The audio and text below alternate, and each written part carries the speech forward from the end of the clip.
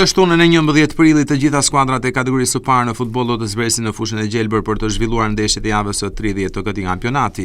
Matjanët do të presin në stadiumin Leri Ballabani ekipin e Skënderbeu të Korçës, një sfidë e cila pritet të jetë e fortë dhe e vështirë. Të besuarit e tekniku Samuel Ligaj do të kërkojnë rikthimin tek rezultatet pozitive pas humbjes së javës së kaluar në transfert ndaj Laçit, ndërsa korçanët do të vazhdojnë të tentojnë të mbrojnë vendin e parë në kategori deri në ndeshjen e fundit.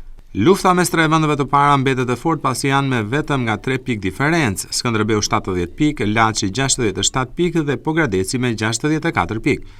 Por nga ana tjetër, Burrelit i duhet fitoria për të rikthyer në 6 ekipet e para të kategorisë. Trajneri Samuel Ligaj tha se ndeshja pritet të jetë e vështirë, por djem do të japin maksimumin në fushën e Gjelbër.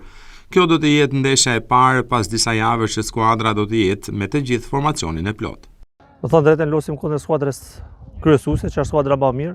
Do të mundona të bëjmë maksimumin kësaj ndeshjes dhe të zjarrim maksimumin nga kjo ndeshje, pasi edhe ne kemi nevojë për pikë në mënyrë të tillë që të jenë atë objektivi kryesor që kena pas hyrja në play-off, por që edhe mos rrezikojmë edhe objektivin minimal që kena pas deri tek vendi 8, sepse dihet që vendi 9 atje shkon play-out dhe atje do të rrezikoshim shumë. Prandaj ne e kemi me detyrë që nesër të mos dalim pa pikë, do të mundona me një ndeshje fair play, një ndeshje të fortë.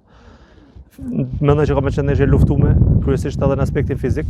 Mendoj që na të bëjmë maksimumin dhe të kënaqemi me tifozat, cilët e xherostin të thonë që i kena zhgënjur këtë kohë edhe mendoj që nesër të jetë një ditë shpagimit edhe për ta.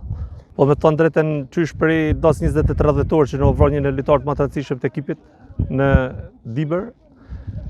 Skuadra ka pasur oscilacione për sa i përket dëmtimeve edhe mungesave me kartona, kështu që prej asaj dite sot është hera e parë që kam këtë grupin e plot dhe nesër mendoj që do të dal me një 11 kryesore që na ka munguar ndoshta këto ndeshjet e fundit për arsye të ndryshme.